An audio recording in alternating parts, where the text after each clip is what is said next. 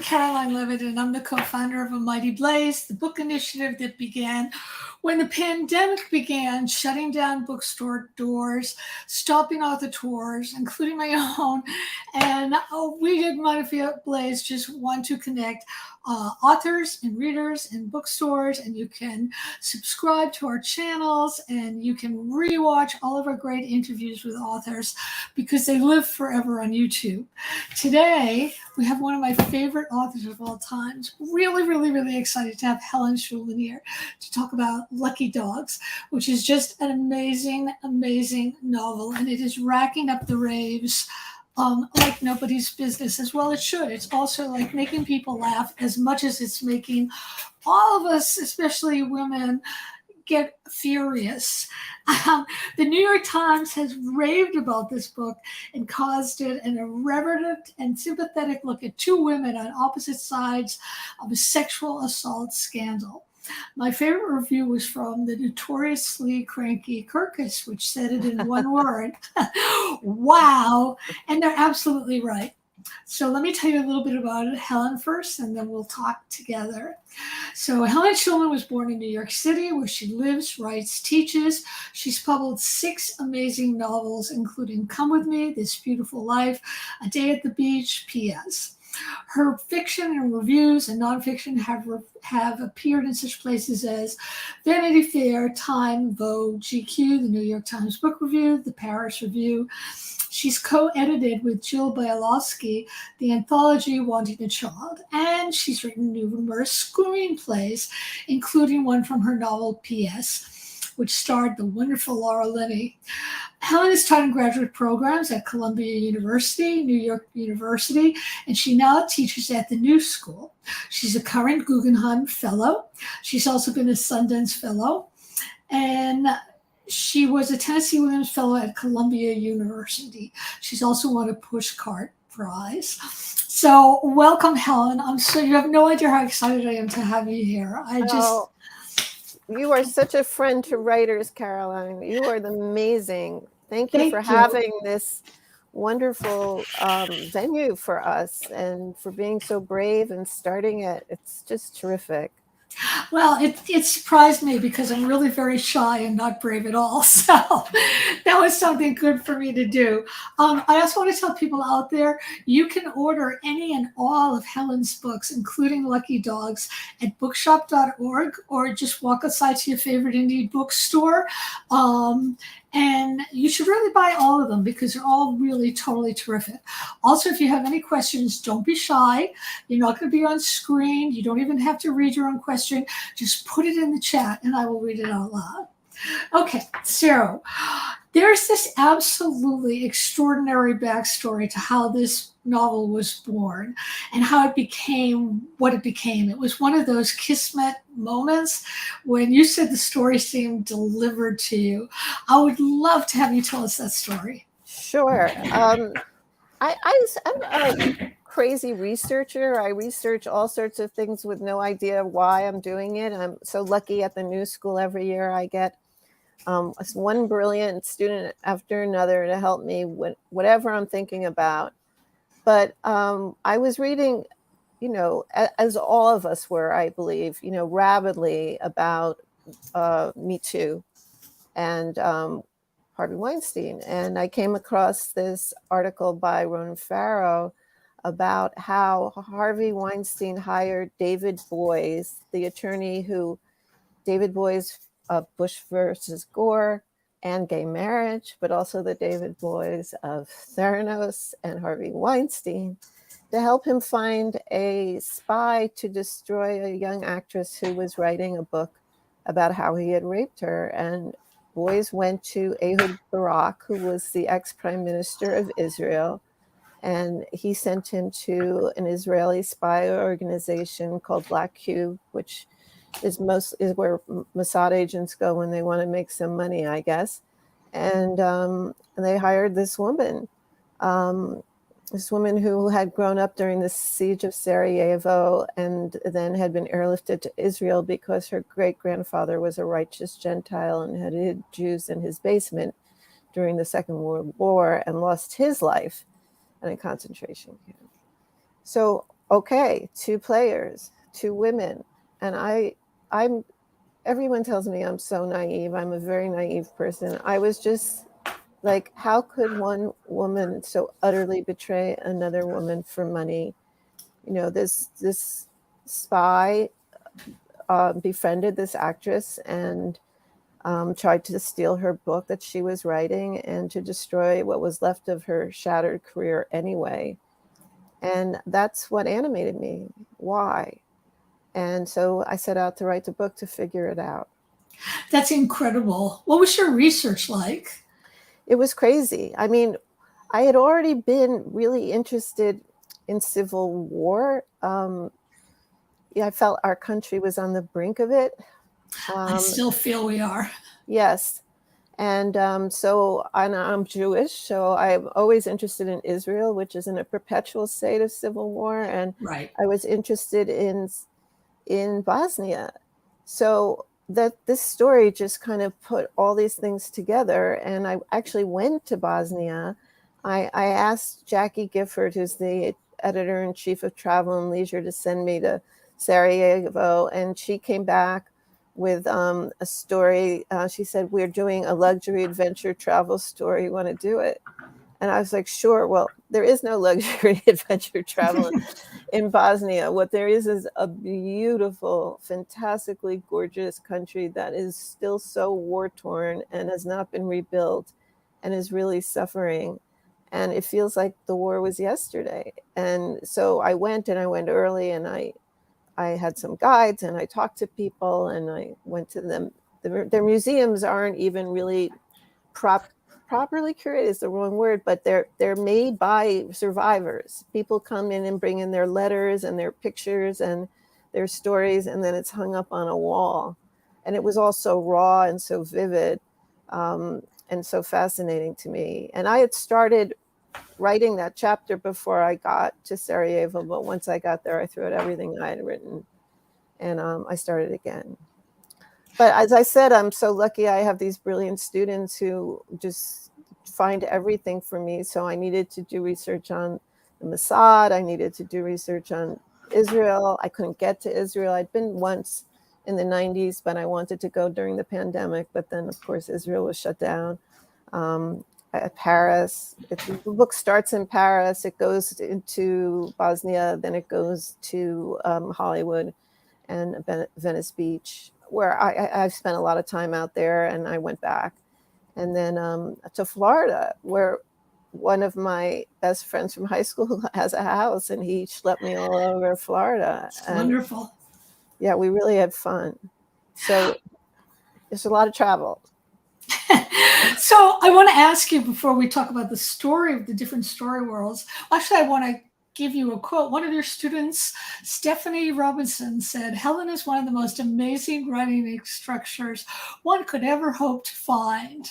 Oh, that's so sweet. I love my students. It's been a great ride with them. I mean, I've been teaching for so long. It's probably 28 years. Yeah. Wow. So let's talk about the story world, because there's so many different story worlds. We go from sun-soaked Hollywood to the horrors of what's going on in Bosnia, down to Florida. And how did you organize all that and determine which story world you were going to be in when you were writing the story? It's kind of a writer's question, because I'm always interested. How do you structure things? How do you know where things go and what action they will push? So there are 2 protagonists, really, but one gets more screen time, I guess you'd say. Her name is Mary. Meredith, she's Meredith, right? And Nina. Yes, and Nina is the spy, but Mary escapes first to Paris. She runs away because she's gotten into so much trouble tweeting about this terrible event in her life, and her career is in the down the tubes, and she's sick of being pursued, and she goes to Paris to hide out, and there she runs into Nina. Runs into her is the way Literally. it feels, but yeah, but it's also pre-planned because Nina is a spy. I mean, I don't know how to talk about the book without saying that, but it's kind of a bit of a spoiler, because she doesn't realize that for a while. And then I wanted, really, Nina was the character to crack. Her complexity, it was very important to me to have compassion for her, growing up in this middle of this war, where she sees her mother raped, and when she's just a little baby, 4 years old, and she loses her father in the war, and she's airlifted to Israel, where she becomes a Jew. So that transformation seemed so intense and important that I have 2 chapters from Nina's point of view. One is in Bosnia during the war, and then the second is in Israel, where she grows up and lives and tries to become an actress and then becomes a spy. I think I had a lot of compassion and interest in her because it's always when we understand why people do what they do begins to make sense. And also, her chapters were so astonishingly vivid and visceral. And I wanted to ask you because for her first chapter from her, it doesn't say like chapter 4, Nina. It just starts out in second person. You imagine you live in a war-torn, forgetting what the actual words are, but it's like, imagine you live in this war-torn thing, and imagine you have no food, and imagine, and it goes on in this hypnotic, pulling, incredibly dramatic way until you start to piece pieces together and you realize, oh, that's Nina. That's Nina. And I was thinking about, well, why did you do it that way?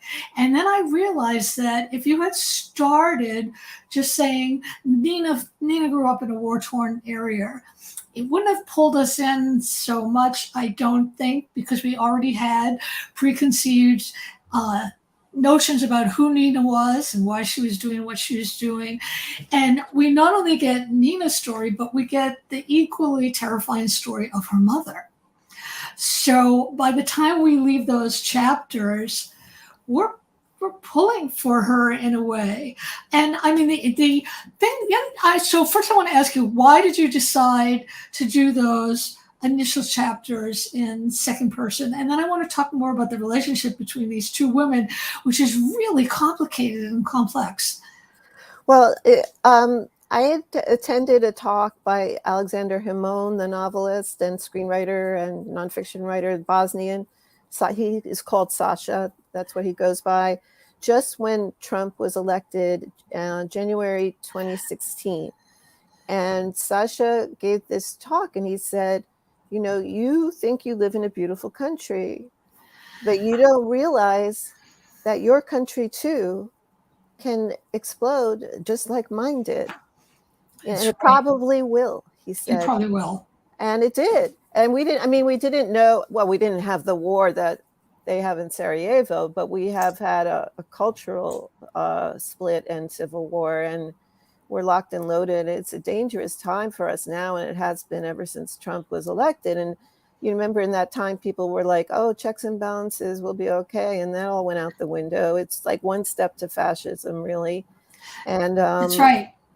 So what he said stuck with me, and it morphed in my writer's brain into, do you live in a beautiful city? And I love that line. And that's the opening of that section. And the section is actually told from Nina's father's point of view. So it's described how their life was and how he ends up leaving to go to war. And he's emasculated and he's terrified, and his marriage is just the pressures of living in a basement. And so that's why it was in the second person. But I really wanted it to partner with the reader, because I feel like we all put up these boundaries of why these things can't happen to us. Right. Well, I don't live there. I live in a democracy. I'm a nice person. I wouldn't let my child out at that time of day. All these things for why we can't be victims of the things that people all around the world are victims of, and most of them from no fault of their own. And so I wanted to break down that wall between us and them. And because he is a man who is living a middle-class life, he's Serbian Christian. His wife is Muslim Bosnian. They have a child. They love each other. They have friends and neighbors. He's a lawyer. And in 2 seconds, the neighbor is coming into his apartment and taking it away from him and raping his wife in front of his aunt. Right. And that's what civil war is. That's when your Right. neighbor, your best friend, does that. Right. And I think you're right about our culture today. I always feel that there's this ominous feeling that it's always like, well, they can't do that. And then they do it. And all the terrible bans on abortion and on helping trans kids and banning books and banning any kind of pride in being educated. It's all very, very scary. It feels like we're on a powder keg that is waiting to explode. Well, that's the underlying theme of Lucky Dogs, even though it feels kind of like a thriller and stuff. It really is. It's civil war. It's Sarajevo. It's Israel, which breaks my heart every day. It's America. And it's the war that happens between women when they're pushed up and pitted against each other in this vicious way. I want to talk about the relationship between Meredith and Nina. It's interesting to me that Mary, even after she knows what Nina's up to, still has a crush on her. And with Mary too, even though she knows what goes on in Hollywood, she still can't seem to quite free herself of this Hollywood game. It's like, I want these roles. I want to be able to work. And if in order to do that, I have to do certain unsavory things, it's a very queasy moral choice. And on the other hand, Nina at one point thinks that she wants to write a book. I mean, there's kind of like you get the sense that, well, let me ask you, do you think that in any other time, if Nina was not hired to do her work on Mary, that these two women might have been friends? Well, I think Mary definitely thinks so. I mean, she the way does, right. that Nina presents herself to Mary is like, Mary's the loneliest person on the planet, and here is the perfect friend. And also, I agree with you. She's crushed out on her. She's attracted to her. And she has that hit, that original hit is, I found my person. And it's often really hard to let go of that, even when you find out they're not who you think they are. So that there's that. And then she becomes just obsessed with how Nina can walk away from her. She can't bear it. So she's angry, she's vengeful, she's also pining, she's reaching out, she's a hot mess. She's vulnerable, she's very young. And she was self-emancipated at 15. She never went to high school. She's just really beautiful in that all-American way, that Margot Robbie way, where she lights up a screen and she's perfect. And Nina, on the other hand, longs to be famous, longs to be admired. I think she's quite beautiful, but it's a different kind of beauty. It's more masculine. She has a Roman nose. She's very tall. She's got a very deep masculine voice. And she can't get arrested as an actress. She tries to be an actress. So she's very jealous of Mary and Mary's life, which she thinks she fell into easily. And I think underlying all that is really the tension between being an American and being from another country, because as bad as things can get in our country and have gotten it, it's still not like being in the siege of Sarajevo or living in Syria. That's right. Or living in the Sudan. And it's still not,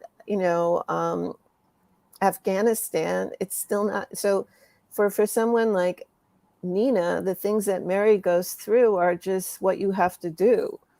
Even though for Mary, they're soul crushing and life destroying. I want to ask you about technology, especially that tweet that was sort of heard around the world. You've written about technology beautifully before, and Come With Me and This Beautiful Life. And it's here with that one Twitter and how much damage it can do. So I'd like to hear you talk about that. And then I'd like to know what your personal feelings about social media are. Well, I mean, I think that the technological revolution completely changed the world. Hmm. With the first book that you mentioned, This Beautiful Life, it was the beginning of some of that on a personal level, where I don't mean me personally, but what I like to do is I like to look at big social earthquakes through the eyes of Right. the individual. And in that one, it was a kid sent a sexy video of herself to a boy, and it went viral, and it went all around the world. And it really wrecked both kids' lives and destroyed their families. That was a time when things like that were shocking. Now, of course, everything's tweeted. People Yeah. tweet gang rapes when they're parts of it from parties where they've incapacitated a girl. I mean, it's really incredible. Or they send it on, video and put on Facebook, whatever it is, Instagram, whatever it is at the moment.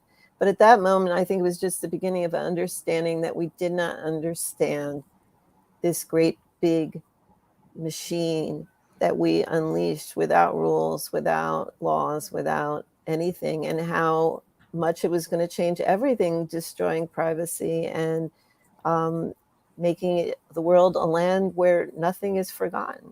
Everything Right. lives forever except us. but, but all our foibles, all our mistakes, our young mistakes, our old mistakes are traceable. So that was about privacy. And then with Come With Me, it was really about the hubris of Silicon Valley and what people think they can do. And of course, even that's become quickly a piece of the past, because now we have ChatGPT. So Right. Does that scare you? it really AI? does. My Yeah, me husband, too. he likes it. My husband writes, he's a journalist, and he writes humor pieces, and is entertaining himself when I come home late from work to eat dinner. He goes to ChatGPT and gives him the idea of one of his humor pieces, and then says, write it. And in 30 seconds, there's something. And it's not as smart as my husband or as funny, but it's something. I mean, it's really fast. And you think, well, people are less and less interested in reading closely and reading a lot of literature. And there are a lot of things that are vying for our time with TV and video and TikTok and blah blah, that people are lacking the discernment of what is really good writing. And people have been so hoodwinked by false news reports and fake things on the internet and believing in lies, that they're not going to be able to tell the difference because they're not going to read closely enough.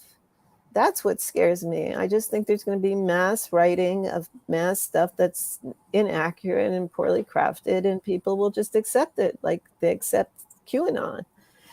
I also worry about how those kinds of forces can take away how we're seen and who we really are.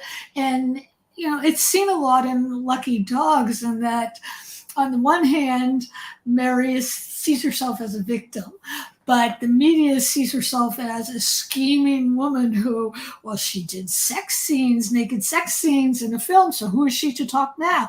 It's always he said, she said kind of stuff going on. And with AI, they've been talking about licensing actors' voices and images so they can reuse them as they want, which makes me feel, how do you know who you're talking to is the real person? I mean, how Well, can you get that authenticity?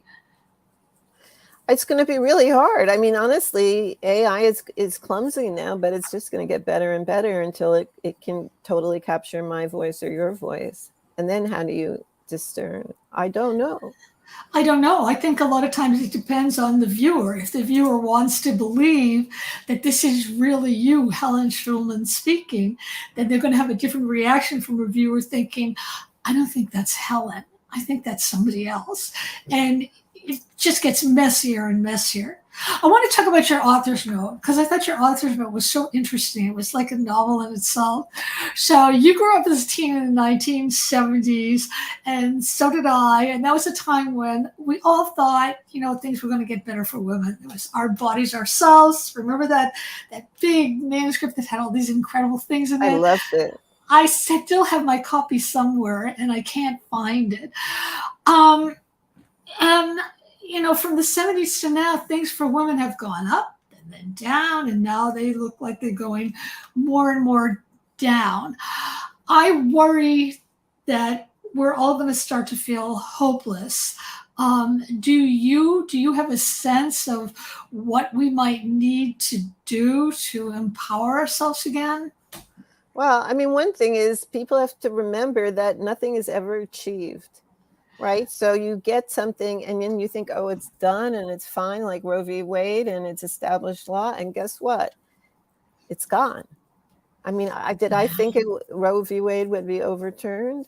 I didn't, but it's Nobody gone. did. It's gone. So everyone has to be really vigilant and do workarounds on something like that. But also, once we have things, we have to protect them, And I think some of that happened even a little bit in gay rights. Like, people felt better.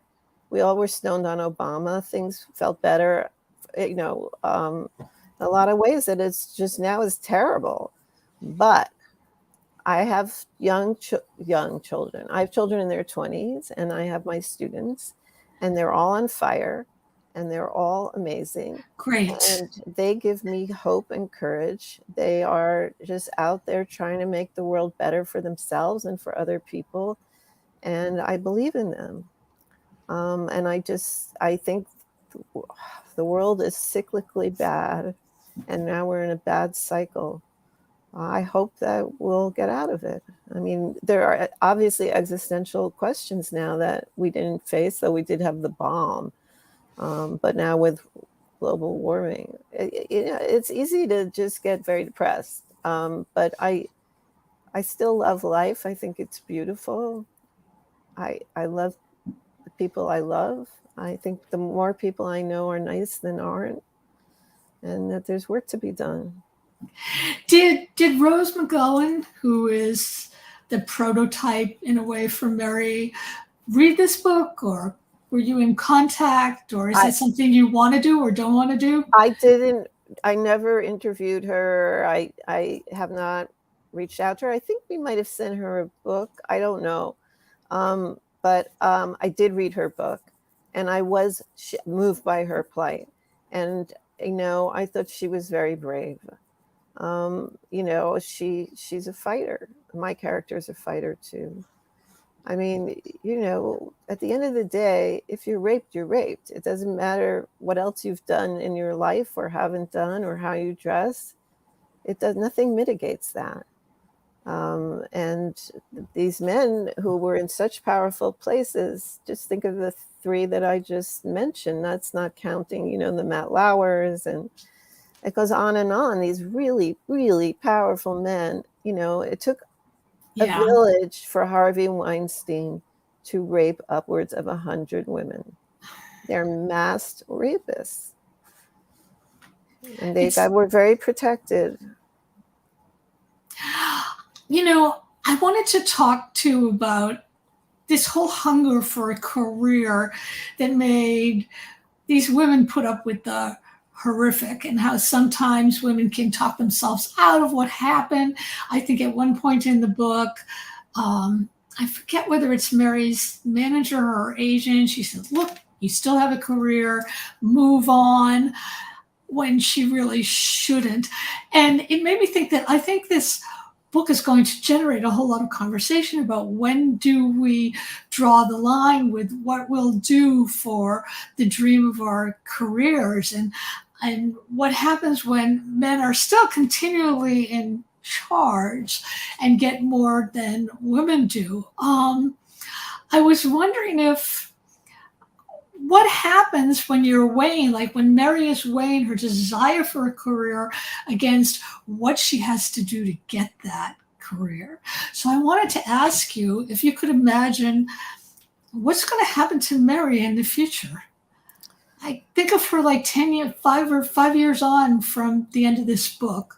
Will she be acting, or will she just be doing indie films with women directors? Or I mean, I want to take a step back just a little bit in what your question, which is, why do they continue? And I mean, your career for many people is their life. Right. And Harvey Weinstein in particular was such a bully and so aggressive and so punitive that he destroyed people. he didn't just take no for an answer.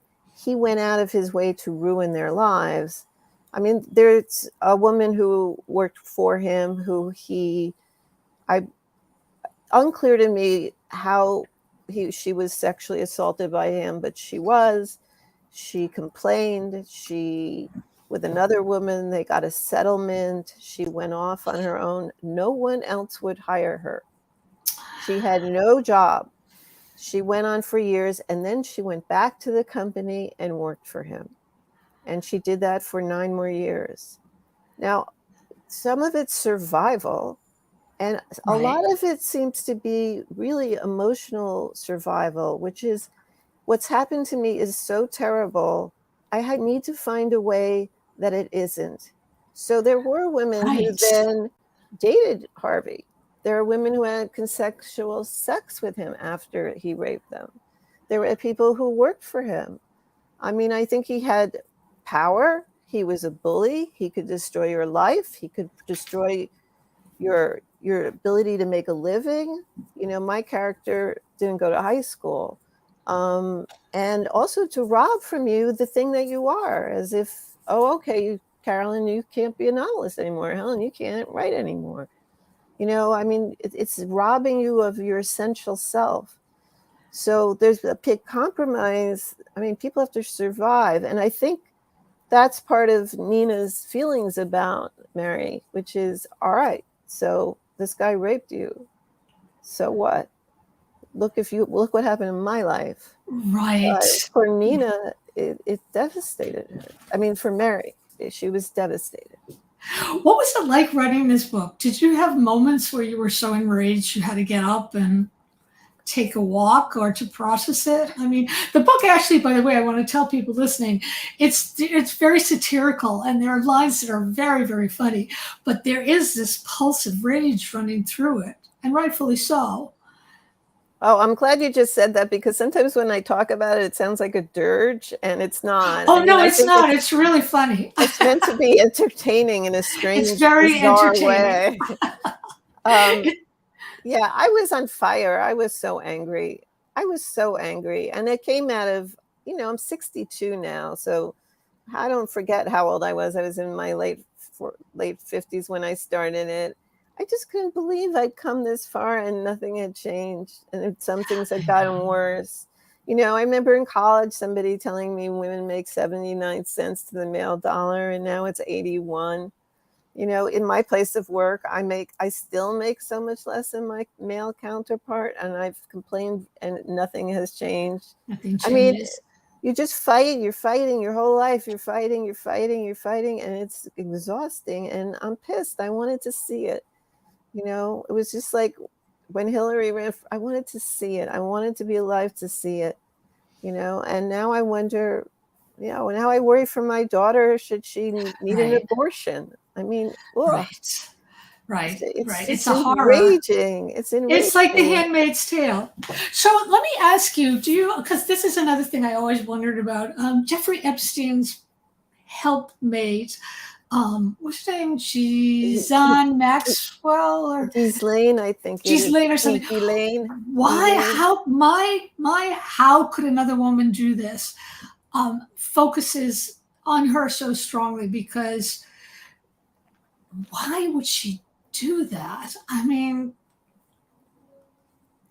you know, she's hard one for me to find anything for. I mean, she clearly wanted money and access, and she was involved with him, and she was under his spell. But she was just mean. She was really a pedophile herself. Yeah, herself. I have not spent a lot of time on her. I'm not sorry that she is in jail. Oh, I'm not sorry she's in prison either. Let's talk about. I wanted you to talk about Right On New York, which brings literature to middle and high school students, and it also trains MFA candidates to teach creative writing and literature to them, which is a great idea. I mean, I remember my creative writing classes in high school, which were terrible, like totally terrible. So tell us about that, how it started, how it's going. It's one of the joys of my life. It started by accident. My best friend from high school is a banker with a heart. He works with his school on St. Mark's Place, the George Jackson Academy.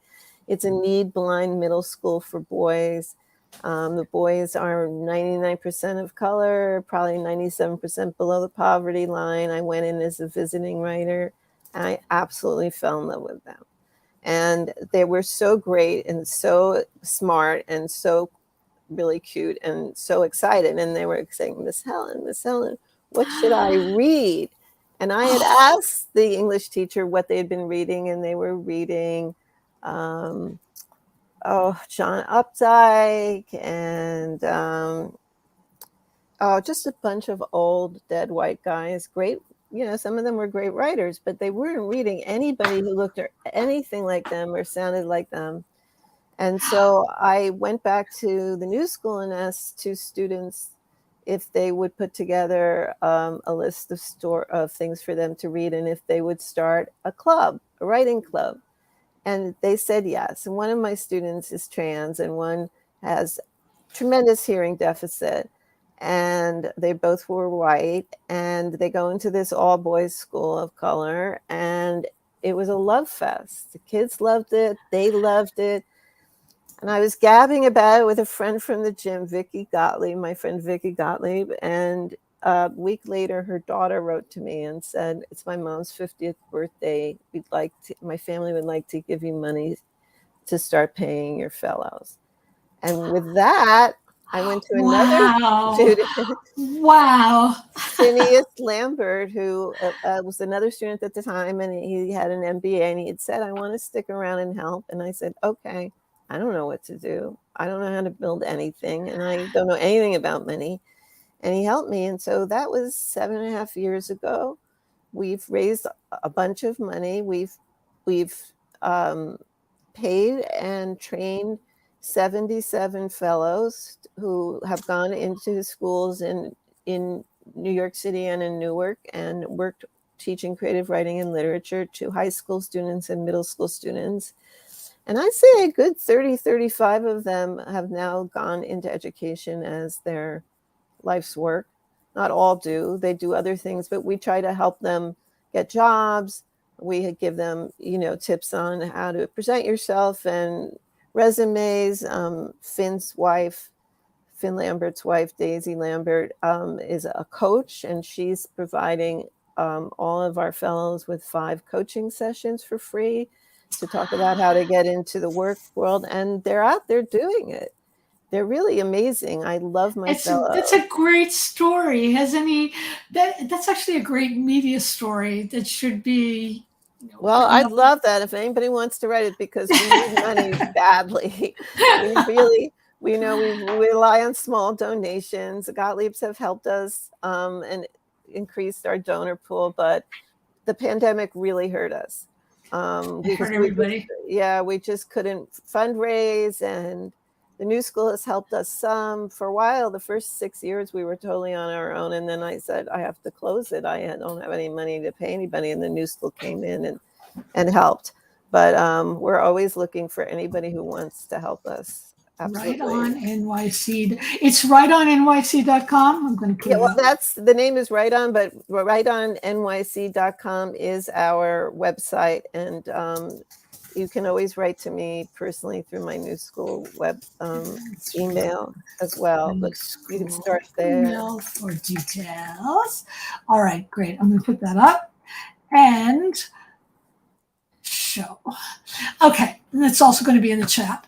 Okay, you have an audience question also here, which is, let me put it up. What writing advice would you give to your younger self when you were first starting out, I guess? Here's something that I remember when I was getting my MFA at Columbia. John Irving came to teach, and somebody asked him, could you tell who were going to be your students who 10 years later would be published writers? And he said it was the ones who were still writing 10 years later. And it really struck me how much perseverance is part of this. Oh, yeah. And so I've had students who burned so brightly, and I just thought we're so brilliant, and they just didn't have it in them. They they couldn't carry through. They couldn't finish the book. They were interested in other things. Maybe they wanted to make a living. That's something that can be compelling to some people. And then It's there's the also, rest of us, who just kind of patch it together. yeah, you can't give up. There's so many, minefields in the way, and it can be so discouraging. And you do hear stories of people who have, failure, and then all of a sudden they have a success. And that doesn't necessarily mean you're still going to have successes after that. But if you do persevere, I think you usually can succeed. But that's interesting that Irving said that. I love that. I think also, you have to give yourself permission to do it. I mean, sometimes it's hard when your family and your friends don't get it and you feel like you live in a land of no. That's when it's nice to have good writer friends who will take you out and keep you from jumping off the roof and help you find a job and all of that. Right. But you're allowed to want to do this, and you're allowed to devote your life to your art, and then you have to make that commitment. That's right. You have another author, another thing. Did the overwhelming positive reception of this book overwhelm you? Oh, I don't know I don't know if it's been feeling that overwhelming, but I have to say I was so nervous before I got the Times review, and then I relaxed. And the relief was just so wonderful. The anxiety I had, I don't know how much you know about publishing right now, but it's really hard to get reviews. It's really hard to get any kind of publicity. It's really hard. It is really It's hard. really hard. It was always hard, but it was never, I don't It's think, hard. quite this hard, which is why what Caroline's doing here with Jenna is so important, that she's giving writers a venue to be heard and to read and all of that. So at this one, I just thought, I'm white, I'm old, I'm Jewish, I'm a woman. Nobody's going to want to review me or think about me. So it was really, It was yeah, wonderful. a relief. It was a wonderful, amazing review. And so is the Kirkus. I just, that one word wow from a place like Kirkus is, I would put it on a t-shirt and wear it all the time. Okay, we have. I'm thinking. Tattoo right here. Okay, here's another audience question. Can you talk about what you're working on now? Some Well, writers like to, some writers don't. I wish I was working on stuff. And I think my editor wishes I was too, because I have a contract with her for a collection of stories to come out in paperback. Over the years, in between novels and screenplays, I would always once in a while write a story. And so they've added up, and I wanted them collected. So she gave me notes back in October, and I have not even begun. There's so much work in publishing a book, you forget each time. There is. That's right. You're writing essays. Yeah. I call it writer's amnesia. It surprises me every stage surprises me every time. My husband keeps saying, "You've been through this before. You said this the last time," and I don't remember, probably to protect myself. Yeah, you just forget how many drafts you have to do, and then copy edits, and then they want you to write essays and flap copy and blah and blah and blah, and your head's still in it. But I feel myself moving away from the book now, and I'm beginning to have ideas also for another novel after I finish working on the stories. That's a very amazing. I'm glad you said that, because that's a really amazing sensation when you've lived inside this book with these characters and you don't want to let go. And then after a while, you do feel yourself moving away from them and investing your intention on a whole new set of people. And it's just sort of seamless and actually also quite wonderful, I think. I have one more question. It's a question I ask every writer because I am a totally obsessive person. And so I erroneously assume that everybody else is too. So, Helen, what's obsessing you now and why?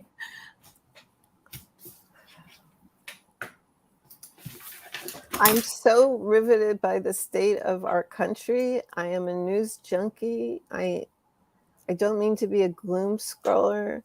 I'm fascinated by what's going on, and I'm worried. But Yeah, that's what I think about. I think about politics. I'm really, really stuck on politics. I Um, Yeah, I think. Do you feel that there's?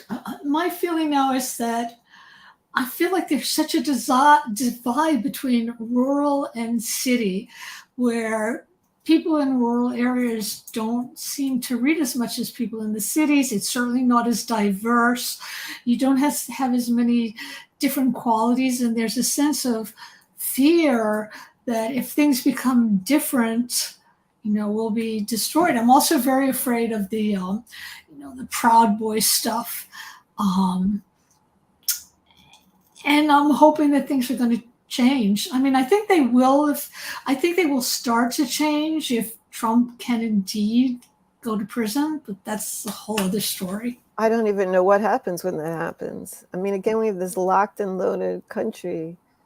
I I Right, I have, you know, I think Joe Biden has done a tremendously good job in the worst circumstances alive, and I just I do pray every too. day that he is healthy, because I don't know where the next round of talent is going to come from, Right, and that's really what we need.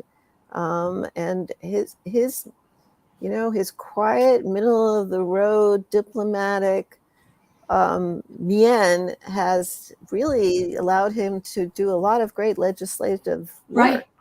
right, And right, his wisdom and his ability to work the channels internationally, again, quietly, maybe stumbling a little bit, has been remarkable considering how the whole world is on fire.